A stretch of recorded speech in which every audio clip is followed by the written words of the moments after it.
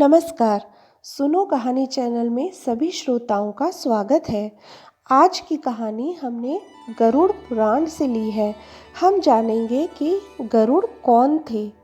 तो वैदिक काल में ही एक महान ऋषि हुए हैं, कश्यप ऋषि। उनकी दो पत्नियां थी, कद्रु और विनाता। दोनों आपस में बहुत झगड़ा किया करती थीं। तो हुआ यूँ कि ऋषि कश्यप की इन दोनों पत्नियों ने शिशु रूप की बजाय अंडों को जन्म दिया। अब कद्रु के अंडों से छोटे छोटे सांप निकलकर रेंगने लगे, जबकि विनाता ने जल्दबाजी करके अपने एक अंडे को तोड़ दिया, जिससे अपरिपक्व, जिसे इमैच्योर बेबी कहेंगे, वो निकला। उसका आधा घुटनों से ऊपर का शरीर था और वह लाल रंग का था। तो इसका नाम अरुणा पड़ा और यह सूर्य देव का सारथी बना।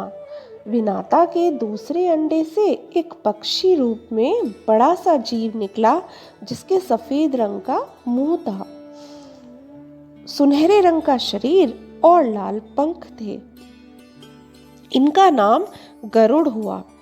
अब सांप, जो कि कद्रु की संतान थी, और गरुड़, जो कि विनाता की संतान थी, इनमें बचपन से ही बहुत लड़ाई होती थी। एक बार कद्रु और विनाता ने एक शर्त लगाई कि इंद्र के घोड़े, जिसका नाम उच्चाश्रव था, उसकी पूंछ का रंग काला है या सफेद है। तो कद्रु ने कहा कि वह काला है, जबकि विनाता ने कहा कि वह सफेद है। तब कद्रु ने कह तो दिया, परंतु उसे बाद में पता चला कि वह तो सफेद है। तो उसने क्या किया कि अपने बच्चों से, जो कि सांप थे, कहा कि वे घोड़े की पूंछ पर लिपट कर उसको ढक ले, जिससे घोड़े की पूंछ काली दिखाई दे। तो सांपों ने पूंछ को ढक लिया, जिससे वह पूंछ दूर से देखने पर काली दिखाई दे रही थी। तो विनाता सही होते हुए भी शर्त हार गई।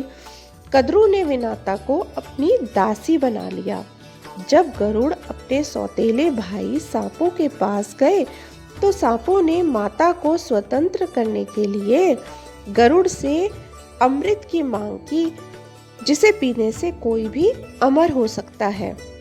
तो गरुड़ ने इंद्र से युद्ध करके जैसे तैसे संघर्ष करके थोड़ा सा अमृत लाने में सफल हो गया। तो गरुड़ ने अमृत लाकर कुशा घास की एक चटाई पर सांपों के सामने रख दिया और सांप देखकर बहुत खुश हुए। उन्होंने विनाता को स्वतंत्र कर दिया। लेकिन तभी इंद्र आए और वहां से अमृत उठाकर ले गए। सर्पों ने वहां पर फिर भी चाटना शुरू कर दिया कि शायद अमृत की कुछ बूंदें उन्हें मिल जाए। लेकिन कुशा घास बहुत ही ज्यादा शार्प होती है, तीखी होती है, तो सर्पों की जीभ उससे कट गई। इसलिए कहा जाता है कि तभी से सर्पों की जीभ कटी हुई होती है। गरुड़ ने तपस्या करके कई सिद्धियां प्राप्त की और उन्होंने विष्णु भगवान को भी प्रसन्न किया। जब विष्णु भगवान ने उससे वरदान मांगने को कहा, तो उसने ये वरदान मांगे कि एक तो यह कि विष्णु भगवान उसे अपना वाहन बनाए, और दूसरा यह कि वह हमेशा अपने दूसरे भाई सांपों से युद्ध में विजयी होंगे। और एक वरदान में गरुड़ ने कहा कि मैं अपनी पुराण बनाना चाहता हूँ, जिसे कहा गया गरुड़ पुराण। तो विष्णु भगवान ने गरुड़ को ये तीनों वरदान दे दिए, जिसके बाद गरुड़ पुराण की रचना करके गरुड़ जी ने सबसे पहले यह अपने पिता ऋषि कश्यप को सुनाया। तो ये कहानी आपको कैसी लगी, जरूर बताइएगा। सुनते रहिए, सुनाते रहिए, अपनी कहानी सुनने वाले दोस्तों को शेयर कीजिए। जल्दी ही मिलते हैं एक और नई कहानी लेकर।